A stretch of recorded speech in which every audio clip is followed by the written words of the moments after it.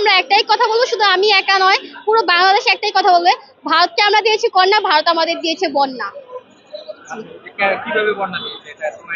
হ্যাঁ, কিভাবে বন্যা দিয়েছে বলতে গেলে এই তো বাঁধ খুলে দিয়েছে, এখন বাঁধকে মানে পানি ঢুকতেছে, অবাধে পানি যাচ্ছে, অবাধে।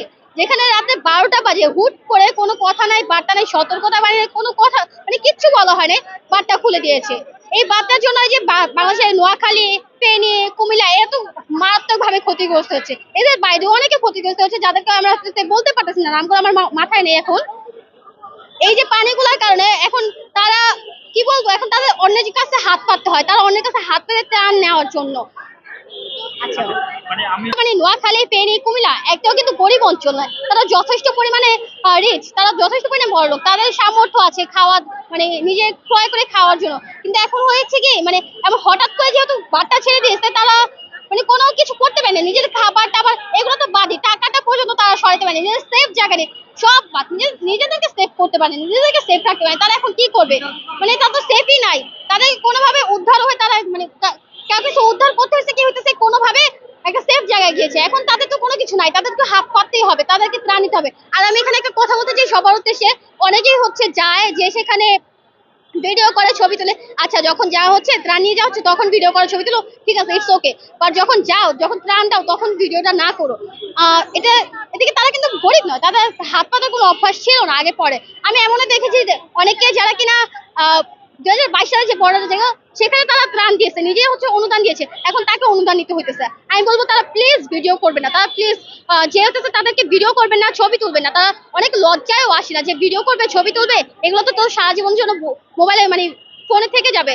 যখন আমি পরবর্তীতে এই নিজের ছবিগুলো দেখবো যে আমি ত্রাণ নিতে গেছি, আমি হচ্ছে হাত পাচ্ছি অনুদান নেওয়ার জন্য, তাদের নিজেদের কাছে অনেক বেশি খারাপ লাগবে, নিজেদের সেলফ রেসপেক্টে লাগবে। আমি তাদেরকে বলবো প্লিজ ভিডিও করবেন না। ওখানে দেখলাম যে মেকআপ করে, ঠোঁটে লিপস্টিক লাগিয়ে, তারপরে উভয় জি ছেলে জি মেয়ে বা টিকটক করে একটা রেস্কিউ একটা টিম যাচ্ছে, সেখানে যাওয়া মানে ক্যাপাসিটি থাকে 10 জন, তারাই যাচ্ছে 12 জন, আসলে তাদের হ্যাঁ, উদ্দেশ্যে কি বলবো? এখন আমি তাদের উদ্দেশ্যে, আমার কাছে মানে বলার মতন অনেক কিছু আছে, আবার কিছুই নাই বলার মতন।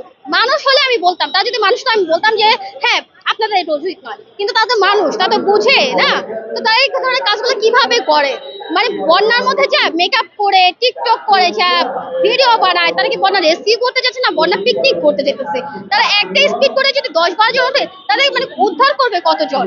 আমি এটা বলবো যে তারা তো মানে 5 জন যাক 6 জন যাক, ইটস ওকে, এটা এনাফ, বাট এর চেয়ে বেশি কেন যাচ্ছে, মানে 10 জন 12 জন এত মানুষ কেন যাবে? এত মানুষ যদি যায় তাহলে উদ্ধার করবে কাদেরকে? উদ্ধারিত হবে না, তাদের তো একটু স্পিড, একটা স্পিড বোটে ধারণ ক্ষমতা সর্বোচ্চ 20 জন, তারা যদি নিজে 10-12 জন যায় তাহলে 8 জন উদ্ধার করবে। এই 8 জন উদ্ধার করার জন্য কি তারা এতটা সার্ভাইভ করবে, মানে এতটা সাফার করে কেউ গেছে বন্যা সেই ফেনী নোয়াখালী? আমি এটা বলবো তাদেরকে, মানে এতটা সার্ভাইভ করে কেন গেছে, এতটা সাফার করে কেন গেছে? 8 জন উদ্ধার করার জন্য, মাত্র 6 জন উদ্ধার করার জন্য? আপনারা নিজেরা সংখ্যায় কম চান এবং উদ্ধার করেন সংখ্যায় বেশি। ভারত তো আমাদের বন্ধু রাষ্ট্র, সবসময় বলে আসছে, তাহলে এখন তাদের সাথে আসলে আমাদের সম্পর্কটা কি গুরুত্ব হচ্ছে?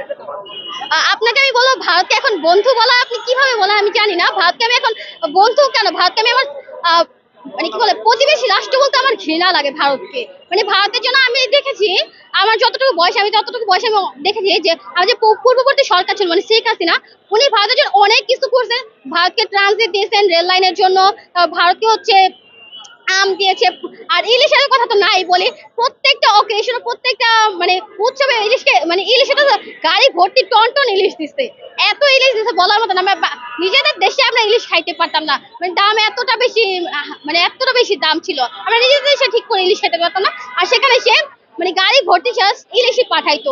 এত কিছু যে করছে ভারতের জন্য, ভারত আমাদের জন্য কি করছে আমি জানতে চাই, ভারত আমাদের জন্য কি করছে? এই যে কি করছে, প্রত্যেক বছর যখন খরার সময় তখন বাঁধটা বন্ধ করে দিছে, তাদের হাতে পায়ে ধরলেও বাঁধটা ছাড়ে নাই, কিংবা যখন তাদের বন্যার সময় বাঁধটা সুন্দর মতন খুলে দিছে, কোনো কথা নাই বাতা নাই। প্রত্যেকটা বছর আমরা বন্যার মুখোমুখি হই, আর সেই বন্যাটা কিসের? শুধুমাত্র বাঁধটা খোলার জন্য। আর এখন যে বন্যাটা হইতেছে সেটা তো আমরা সবাই দেখতেছি, আমরা ছোট বড় বাচ্চা সবাই দেখতেছি। আমি যে অনুদান নিয়ে আসছি আমার স্কুল থেকে, সেখানে ছোট ছোট বাচ্চা, ক্লাস 1 এর বাচ্চারাও মানে ভিতর থেকে কষ্ট পায় যে এইদের জন্য আমরা কিছু করতে পারলাম না, যারা টাকা নিয়ে আসছে টিফিনের জন্য যেটা মানে নিয়ে আসছিল সেটা পর্যন্ত দিয়ে দিচ্ছে তারা, আর বাকিগুলো তো দিচ্ছে, আর যারা না দিতে পারছে তাদেরকে মানে তারা শুধু বলতেছে আপু তোমরা কি কালকে আসবা, আপু আমি কি টাকা ছাড়া অন্য কিছু দিতে পারবো। মানে তাদের মানবিকতা দেখেন, ছোট একটা বাচ্চা সেও দিতে চাইতেছে, সেও সাহায্য করতে চাইতেছে। আর সেখানে ভারতের মানুষজন কি বলতেছে, আমরা অভিনয় করতেছি, আমরা নাটক করতেছি অন্য দেশ থেকে ত্রাণ নেওয়ার জন্য। আমি ভারতীয় দেশে বলবো যে আমরা ত্রাণ নেওয়ার জন্য অভিনয় করি না। বাংলাদেশে এতটাও গরিব রাষ্ট্র হয় জানে, এতটাও মানে বাংলাদেশের স্ট্যাটাস রিচ মানে লো হয়ে যায় যে বাংলাদেশ ত্রাণ নেওয়ার জন্য অভিনয় করবে। শেষ করবো তার আগে বলি জি। আগামীর বাংলাদেশটা কেমন দেখতে চান? আগামী বাংলাদেশে আমরা দেখতে চাই সেখানে কোনো স্বৈরশাসকের আধিপত্য থাকবে না, এই দেশটা কারো একার থাকবে না, কেউ বলবে না যেটা আমার বাপের দেশ, কেউ এটা গলা উঁচু করে বলতে পারবে না, কেউ এটা নিজের মন মতন আর কি বলে লিড করতে পারবে না। সবাই এটা সমান অধিকার পাবে, সবাই বাক স্বাধীনতা পাবে, যার যা ইচ্ছা বলবে, সেটা সরকারের বিরুদ্ধে হোক, সেটা মানে কি বলে চেয়ারম্যান মেম্বার যার বিরুদ্ধে দেখ সে বলতে পারবে, তার মনের কথা বলতে পারবে। আর যদি সে দুর্নীতির কথা বলে তার জন্য আমরা দৃষ্টান্তমূলক শাস্তি চাই।